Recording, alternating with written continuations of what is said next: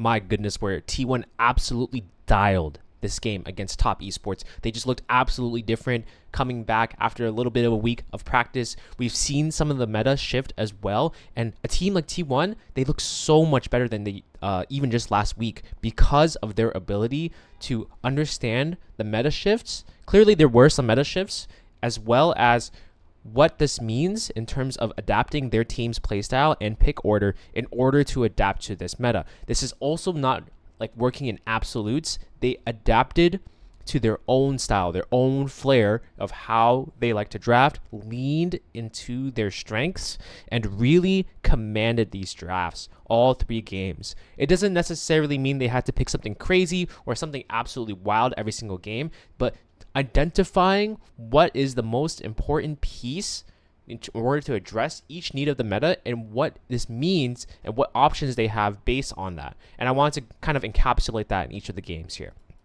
So let's start with game 1, where obviously the biggest, let's say, shift in the meta overall has been, I would say, the Sylas priority, as well as basically everything else surrounding it.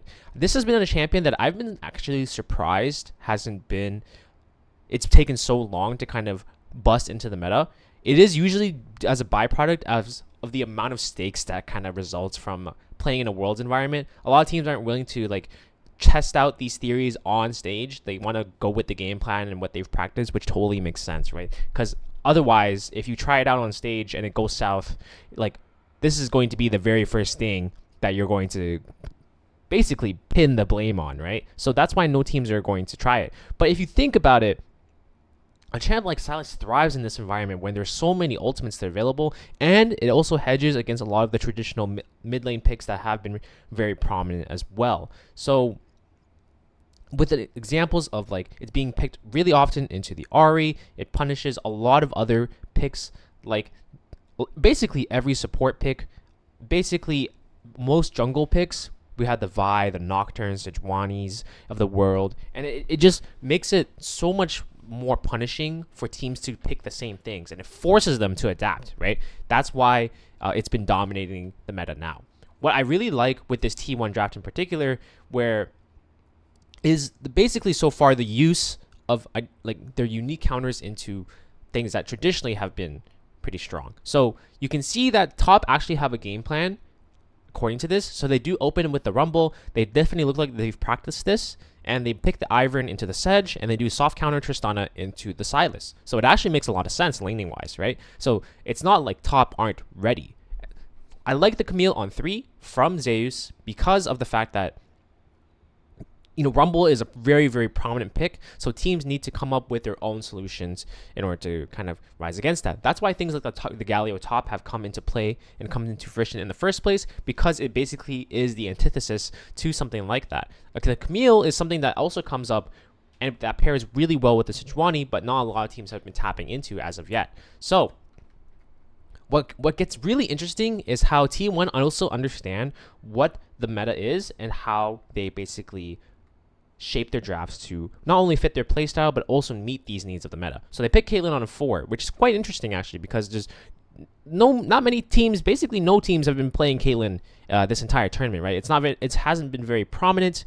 There's been so many other AD carries that have been very popular. We got the Kaisas and the Xayahs of the world, but in terms of overall, why this has come up, it actually makes sense because it has the best matchup spread out of basically every laner remaining, right? And it is a necessity, and T1 have identified correctly that they need a lane to play through, because technically in the earlier phases, T1's top and mid are soft losing. So creating this Caitlyn condition is very strong. And also what this does is enable the Keria R5. And this is what I mean. This Keria is probably one of the best counterpick supports because he most definitely has shown the most flexibility in the world in terms of being able to innovate and come up with new picks where teams are usually just willing to throw their support on Leona or Rell or Alistar. And this is where you see the Bard come out. The reason this makes so much sense actually is, one, it opens up a lot of Caitlyn pairings that enables Keria to not only go for these traditional, more, let's say, frontline heavy picks, but also tap into things like the mages or tap into the Lux or roaming picks and things like that. And the Bard fits this perfectly. The reason for that is also because if you think about this meta and how much swapping there has been going on, especially in the first 5 minutes, why haven't these champs that like thrive on roaming been more popular up until now, right?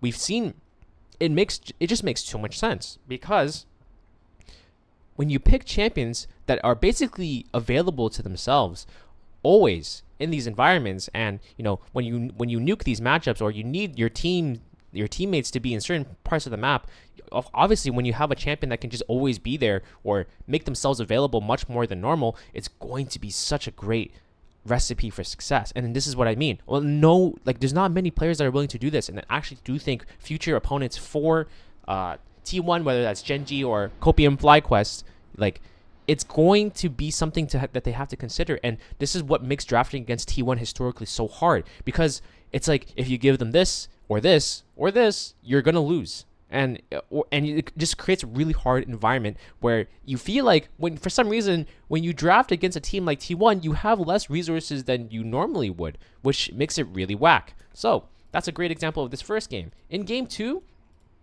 I would say it's also the least sort of exciting draft from T1 because they basically draft by the book, and Top Esports basically switch up their strategy. So they go for the Sylas opener themselves. You do recall that they went for the B1 Rumble before, and this time they take the Rumble themselves.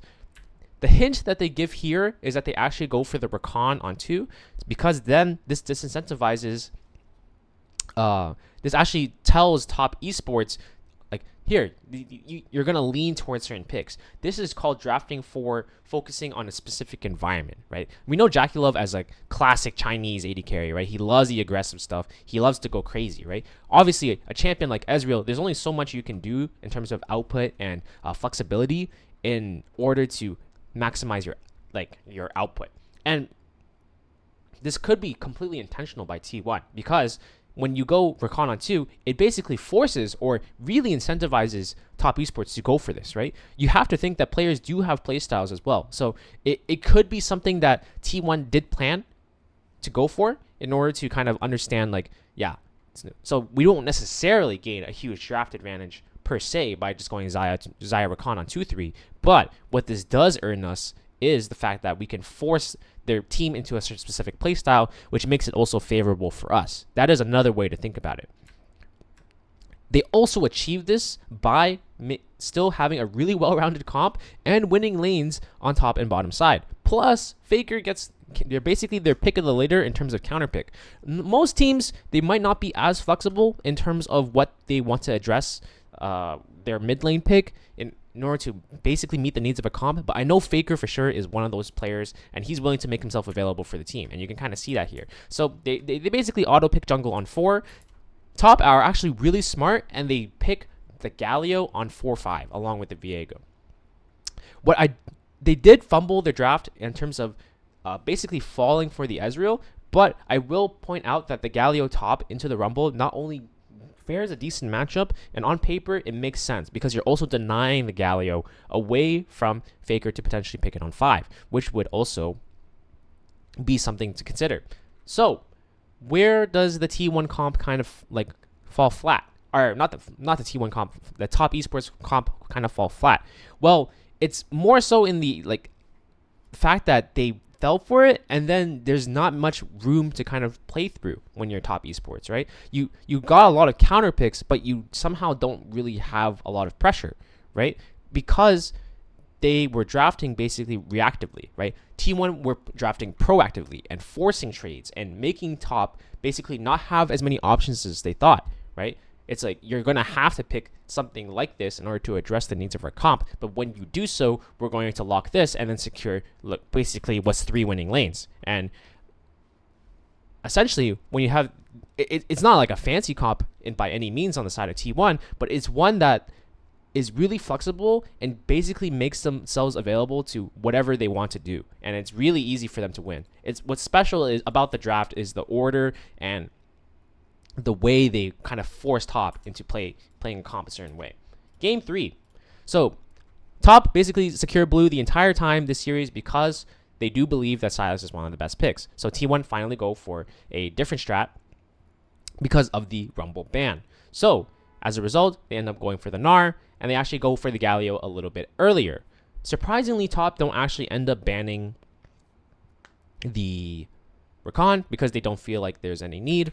So what's special about this is they actually save Keria for 5 again consistently. There's no other team essentially that's willing to do this, right? And T1 is willing to tap into the pool in order to actually make use of it. It's very, very unique. The meta is not actually necessarily promoting this. Like there's a reason why basically every team is just putting every support on these like facilitator, CC slave type supports, because generally that's what the needs are. But everyone else on this team is willing to make themselves flexible in order to enable the maximum cash out for someone like Keria, right? If you look at the T1 comp, there's basically everything else that you would need in terms of rounding out this comp is already addressed, right? And Top Esports, they basically already locked themselves into sort of like a forward comp because of the Sylas 1, right? There is limitations to the Sylas 1, and then when you combine it with Kai'Sa 3, you're basically sealing the deal in terms of your composition. So separately, it gives T1 so much room to basically address the options that Top Esports have. So that's another way to kind of think about why these priority picks can be limiting in certain situations. And the cash out from Keria is insane here, right? We have, I believe, the first Pyke pick of the entire tournament, and you're like, well, Pyke's not meta, right? Why would he play Pyke here? Well, meta is contextual, right? And everything changes based on the information that's given to you. And based on the information that's given to you, and the amount of cash out that you can get based on the champion that you think could work in that certain scenario, right? Meta is only sort of like a guiding factor. You need to lean into what the comp needs to do in order to win, and also what options you have and the flexibility you have.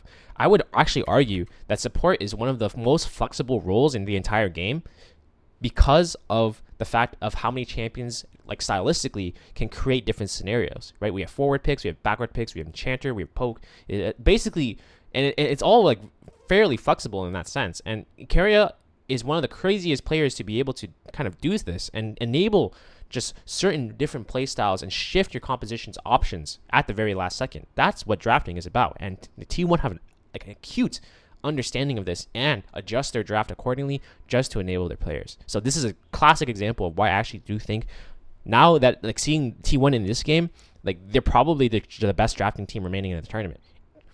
Gameplay aside, forget that. Like, yeah, there's gameplay, but enabling your gameplay is what draft is supposed to be, and keeping your options open. And T1 time and time again have proven this, and I look forward to kind of seeing more of these exciting picks and meta-defining picks that no other team is really as adventurous to do so. It takes a certain level of confidence to really know that these picks are, proper in these situations, and it takes a world-class team to not only understand that and pilot them. And that's what I think T1 is about here. So hopefully you guys enjoyed this video, and I'll catch you in the next one. So yeah.